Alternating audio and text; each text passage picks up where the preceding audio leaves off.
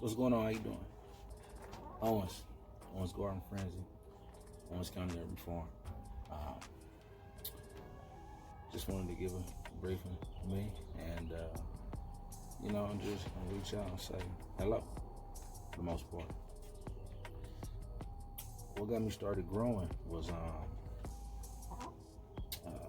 was a point where I switched up my diet, and I've always been a real big thing when it comes to the food that they pump out to us in the grocery stores, things of that nature. We all know that they're not healthy. So it got to a point where it was time to actually make that drastic change and do what I had to do for me and my family, just to try to have an avenue to steer away from buying the poison, for the most part. So, because we all know when you grow it is better and fresher. So that was a big move, big thing for me. It was just, like I said, having an extra lane to steer over into to stay away from the markets as much as possible. Right now, what am I growing? Right here, I'm in the greenhouse here, so I got not all, but I got a lot of peppers and tomatoes in here. Anaheim peppers, bell peppers, Cherokee purple tomatoes, some Better Boys, red brandy wine, and that's just right here. We also got squash, zucchini, collards, mustards, onions, Swiss chard, whole beans, potatoes, grapes. What else we got going on here? We got a lot going, man. Brain fart. What's something else we got going up there? Okra, corn. So, pretty much almost everything that could be grown right now is what we got going. Craziest thing I've heard since I started growing. Alright, like this. Very first raised bed I made. I was asked by a few people. I live here in Las Vegas, so it's hot here. Real hot in the summer, cold in the winter. You can't grow in Las Vegas. Well, years later, we're still here, we're still growing, and we're still harvesting. So, also too, we have chickens as well. And what are you getting chickens for? Get them for the eggs. You ain't got no rooster. Well, here we are years later, no rooster, but we have a house full of eggs. So, you hear things like that, and that's just people not really taking the time out to even try something, or even just do a simple research to really, get an answer. But yeah, that's probably the craziest things I've heard thus far. Favorite thing to grow. I like to grow everything, but if I had to pick one, I probably couldn't. I got a 1A, 1B, 1C, and that would be collards, cabbage, and onions in no particular order. Something about those onions bulbing, something about that cabbage head forming, and just something about them big, pretty collards. I said those three are my favorite, maybe because I love to eat them, and they all three go hand in hand. But those are my favorite. But I like tomatoes because they're a little finicky. I would say my favorite tomato to grow right now would be the red brandy wine and the purple Cherokee. I don't know. They're different than a lot of the other tomatoes. Maybe they're heirloom variety too, so maybe that has something to do with it. I don't know, but those are my favorite tomatoes. Pepper-wise, bell peppers, and Anaheim. Those are my favorite to grow in that department. But all in all, I'll say that onions, cabbage, and collards. That's my favorite thing. Tips on growing. one thing I say is, man, just put something in the dirt, water it, watch it grow. Get kids involved.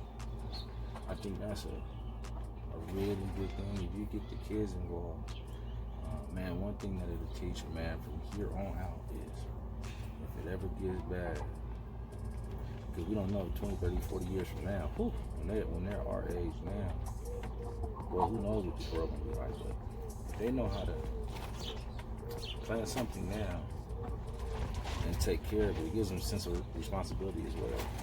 If they know how to care for it and get it to a harvest, oh man, they'll learn they know how to feed themselves forever. And they can teach their kids or nieces and nephews or so on, so have you. So, I mean, I think that would be my biggest tip is to let the kids engage with it so they can learn. Even if you make them their own little box, own raised bed, set it to the side, and whatever they do with it, they do with it. And let them monitor it, you know. Like I said, it gives them a sense of responsibility and it teaches them how to grow. And I think that's something that will help carry it on too, as well. Even with, with chickens, they can go out there and get those eggs. They can clean up in there, make sure they got water, things of that, because those are the things that'll pass on from generation to generation. You know what I mean? So I think that's the only tip that I could really pass on,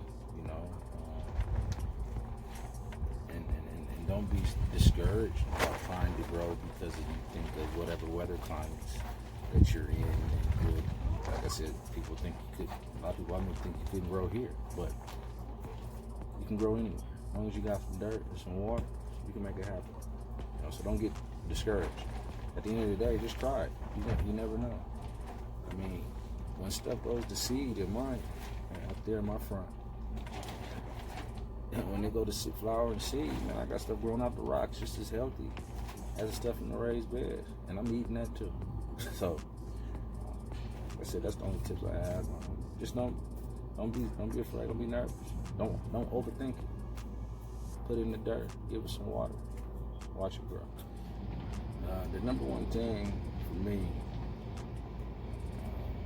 with it all in a nutshell, is that it's good for the mind. It's relaxing, therapeutic,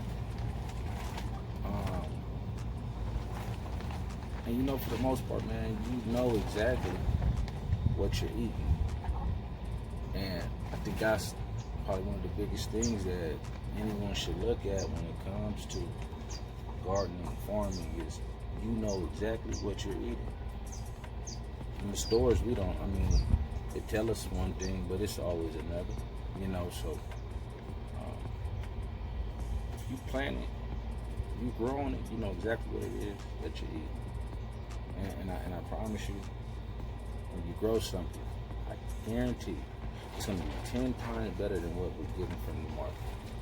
Every day, all day. There's nothing like a fresh cucumber taste picked right off the vine.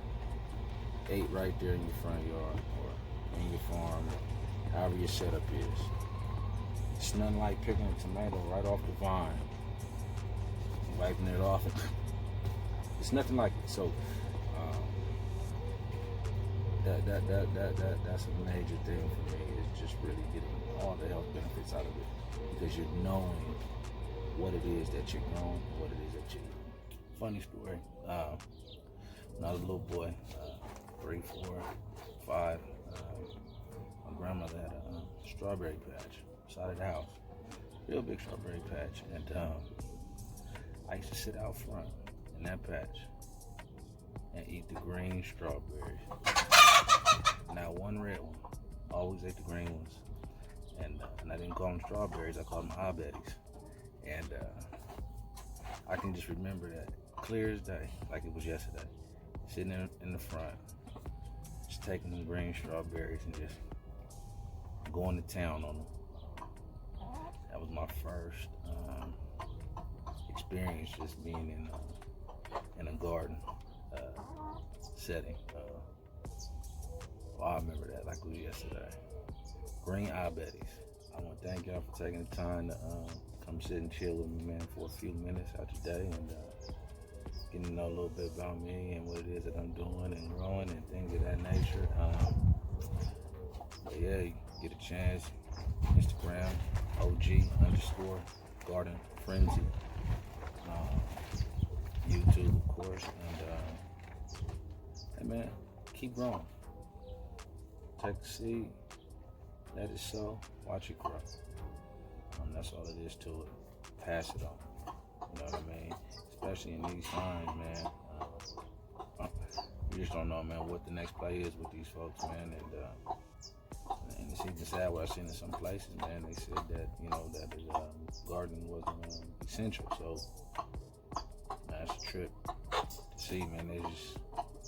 They'd rather you starve than grow. You know what I mean? So, anywho, man, like I said, thanks again for taking the time. Like, comment, subscribe, whatever, what have you. Grow it. Just go ahead and grow. Owens Garden Frenzy.